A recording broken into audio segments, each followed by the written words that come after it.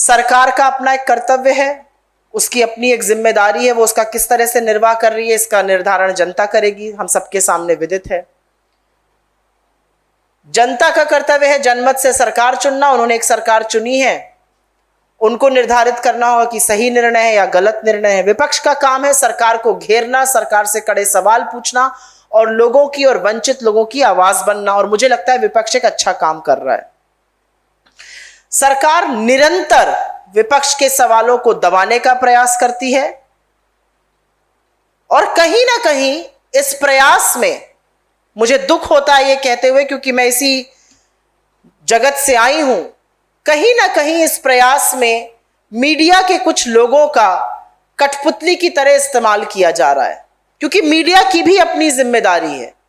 Media लोगों की आवाज बनती है, मीडिया सशक्त विपक्ष की आवाज बन के उभरती है। हर बार हर दौर में विपक्ष की आवाज को मजबूत करने का काम मीडिया करती है और मीडिया चुनी हुई सरकार को आईना दिखाती है।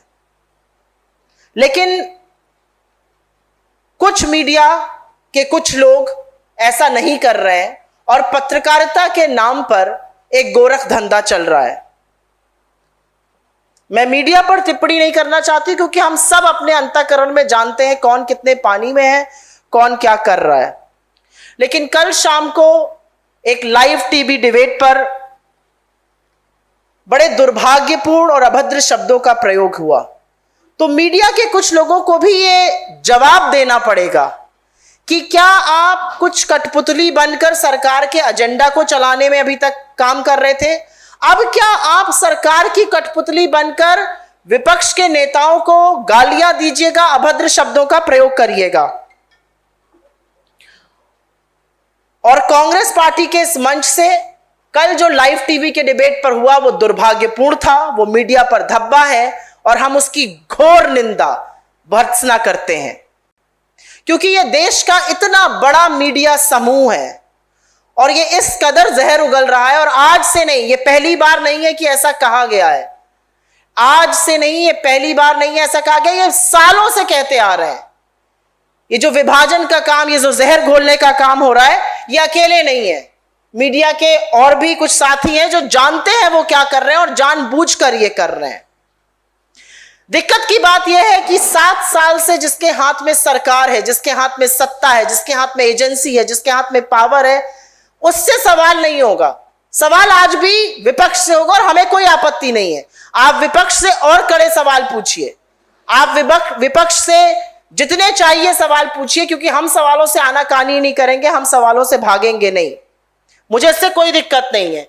लेकिन सवाल तो बदहाली पर, सवाल बेरोजगारी पर, सवाल महंगाई पर, सवाल महिला सुरक्षा पर, इन सब मुद्दों पर भी तो पूछना पड़ेगा। सवाल कौन से पूछे जाते हैं? जो व्हाट्सएप यूनिवर्सिटी के माध्यम से भक्त पढ़ के आते हैं और व्हाट्सएप के माध्यम से जो तथाकथित कुछ एंकर्स को, कुछ एडिटर्स को सवाल पहुंच जाते हैं, क्योंकि यह महज संयोग नहीं है कि सारे ही डिबेट एक ही टॉपिक पर होते हैं। डिबेट तो हमने भी बड़े किए टीवी चैनल पर।